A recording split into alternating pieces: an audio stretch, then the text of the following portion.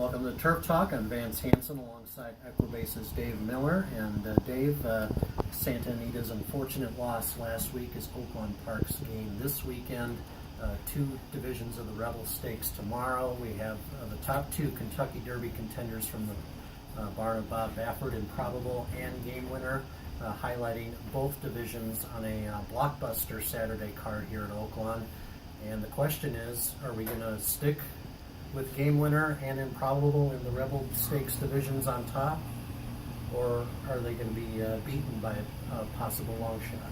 Well, in light of the last Kentucky Derby prep that we ran here, I think, my take is wait and see.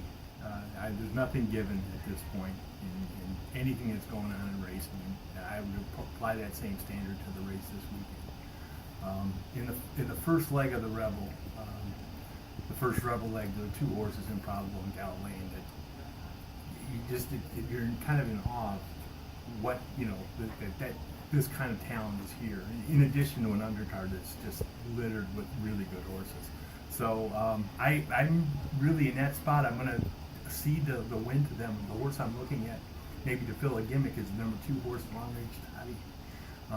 He's a horse that had some trouble in his last trip, and I know he wants, at a mile 16, he's probably not even going to see the best of him. He actually probably wants longer than that. But he's certainly a horse I'm watching to run Saturday, tomorrow, and hopefully make a dent, and get some points, even if he doesn't win, and sets him up for the next race, Arkansas Derby. In that division, I'm going to cede that to Improbable on top, and I kind of like Extra Hope, Richard Mandela's horse, for second, ran third, a distant third to Improbable in the Los Alamitos Futurity, comes in off a nice allowance win at Santa Anita. Second division, I'll go ahead and start Game Winner. I'm ceding the race to Game Winner, the champion juvenile.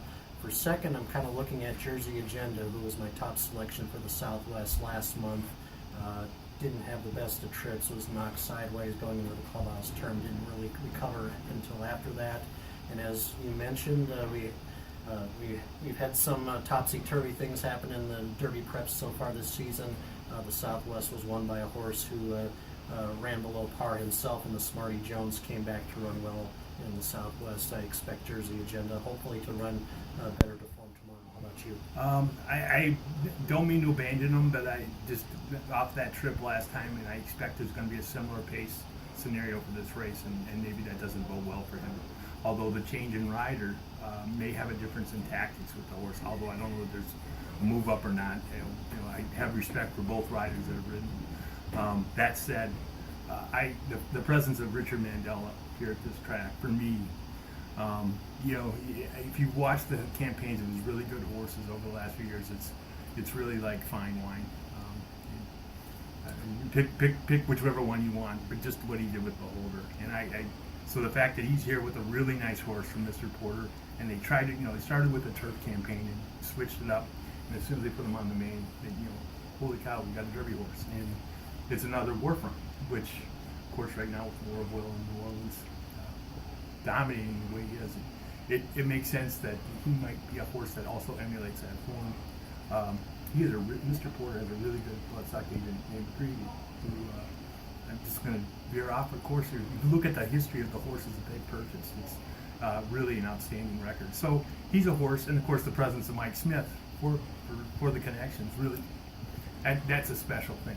I don't know what happens going forward, but the fact that those guys came here to run, that's really overwhelming for me. It's going to be an exciting race. Yeah, exciting 2 races, 2 divisions of the Rebel Stakes tomorrow. We also have the Azeri Stakes of Blockbuster, Philly and Miravan, including Elate, Shamrock Rose, Midnight Bisou, and Eskimo Kisses, all Grade 1 winners. So good luck to you on Rebel Stakes Day tomorrow. We'll see you later. This has been Turf Talk.